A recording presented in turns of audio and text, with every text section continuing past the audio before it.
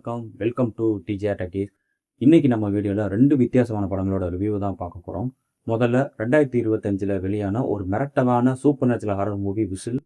அடுத்ததா இப்ப ரீசென்ட்டா Netflixல கிரைம் டிராமா கேட்டகரியில ரிலீஸ் ஆகியிருக்கிற கர்த்தவ்யா.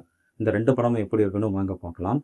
இதுல ஒரு ட்விஸ்ட் என்னன்னா, நம்ம பார்க்க போற ஒரு படம் தமிழ் டப்பிங்ல இருக்கு. ஆனா இன்னொரு படம் தமிழ் டப்பிங்ல கிடையாது. அது எந்த படம்? எந்த படத்த பார்க்கலாம்? எத ஸ்கிப் பண்ணலாம்னு வாங்க வீடியோக்குள்ள போய் பார்க்கலாம். விசில். படத்துல ஸ்கூல் படிக்கிற நம்ம கதாநாயகிக்கு மண்டவோட வடிவத்தில் இருக்கிற ஒரு பழங்கால விசில் ஒண்ணு கிடைக்குது. இந்த விசில ஊதுனா கண்டிப்பா சங்கு தான். ஆனா வழக்கம் போல ஹீரோயினோட ஃப்ரெண்ட்ஸ் குரூப்ல இருக்கிற ஒருத்தி ஆர்வ கோளாறுல இந்த விசில ஊதிடுறா. அப்புறம் என்ன? மரணம் இவங்கள துரத்த ஆரம்பிக்குது. கடைசியில இந்த மரணத்துக்கிட்ட இருந்து இவங்க தப்பிச்சாங்களா? இல்ல எல்லாருக்கும் சங்கு தானா? அதுதான் இந்த விசில் படத்தோட மொத்த கதையே. இந்த படம் கிட்டத்தட்ட நம்ம ஃபைனல் டெஸ்டினேஷன் படத்தோட ஸ்டைல்ல தான் எடுத்திருக்காங்க. ஆனா இதுல ஒரு சின்ன சேஞ்ச் மட்டும் பண்ணியிருக்காங்க. அதுதான் இந்த படத்தோட தனி சிறப்புன்னே சொல்லலாம். அது என்னன்னு நான் இங்க சொல்லிட்டா படத்தோட மொத்த சுவாரஸ்யமே போயிடும். அதனால அது நீங்களே படத்த பார்த்து தெரிஞ்சுக்கோங்க. படத்துல வர்ற ஒவ்வொரு டெத் சீக்வென்ஸும் பயங்கர ப்ரூட்டலா ரத்த கிளறியா செம்மையா எடுத்திருக்காங்க. விஎஃப்எக்ஸ் மாதிரியே தெரியல. அந்த அளவுக்கு ரொம்ப அந்த நம்பகத்தன்மையாவே எடுத்திருந்தாங்க. அங்கங்க கொஞ்சம் ஜர்க்கார மாதிரி ஜம்ப்ஸ்கேர் சீன் அமைச்சிருந்தாங்க. அதுவும் நல்லாவே ஒர்க் அவுட் ஆயிருந்துச்சு. படத்தோட ஃபர்ஸ்ட்டு 20லேருந்து 26 போர்ஷன் கொஞ்சம் ஸ்லோவா போனாலும், அதுக்கப்புறம் ரொம்ப இன்ட்ரெஸ்டிங்காவே படத்த கொண்டு போயிருந்தாங்க. படத்துல மைனஸ்ன்னு பார்த்தா திரைக்கதை ரொம்ப ப்ரெடிக்டபிளா இருந்துச்சு. அடுத்தது இவன் தான் சாவப்போறான்னு நமக்கு ஈஸியாவே தெரிஞ்சு போயிருது. அது மட்டும் இல்லாம கேரக்டர்ஸ் யாருமே நம்ம மனசுல ஒட்டலன்னு தான் சொல்லணும். வழக்கமான ஹாலிவுட் ஹாரர் படத்துல வர அதே ஹை ஸ்கூல் பசங்க மாதிரி தான் எனக்கு தோணுச்சு. எந்த ஒரு ஆழமான கேரக்டர் டெவலப்மெண்ட்டும் படத்துல அவங்க சுத்தமா பண்ணல. உங்களுக்கு ஃபைனல் டெஸ்டினேஷன் படம் பிடிக்கும்னா, இந்த படமும் உங்கள கவர வாய்ப்பு இருக்கு. ஆனா அந்த படத்தோட லெவலுக்கு இருக்குமான்னு கேட்டீங்கன்னா, கண்டிப்பா கிடையாது. சும்மா ஒரு டைம் பாஸ்க்கு வேணா ஒன் டைம் ட்ரை பண்ண அந்த படத்த. படம் ரொம்ப ப்ரூட்டலா இருக்கிறனால கண்டிப்பா ஃபேமிலியோட பார்க்க முடியாது. தனியா பாருங்க.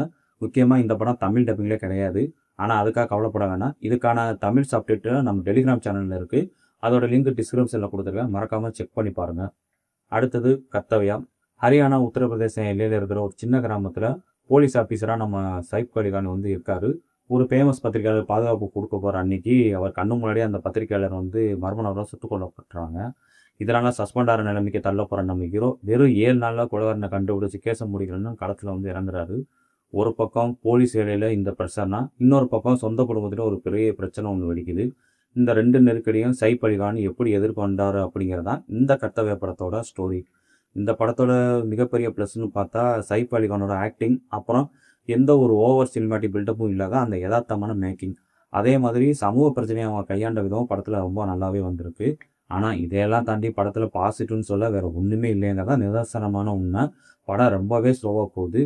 ஒரு கிரைம் த்ரில்லருக்கு தேவையான விறுவிறுப்பு படத்துல எங்கேயுமே கிடையாது. கேரக்டர் டெவலப்மெண்ட்டும் சுத்தமா இல்ல. மனசுல அழுத்தமா பதிகிற மாதிரி ஒரு சூன் கூட படத்துல வைக்கல. கதை எங்கேயோ தொடங்கி எங்கேயோ முடியுது.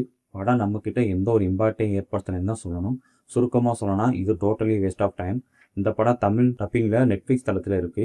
இந்த ரிவ்யூ பிடிச்சிருந்தா லைக் பண்ணுங்க. மறக்காம நம்ம டிஜே டாக்கீஸ் சேனலை சப்ஸ்கிரைப் பண்ணிக்கோங்க. அடுத்த வீடியோவில் சந்திப்போம். பாய்.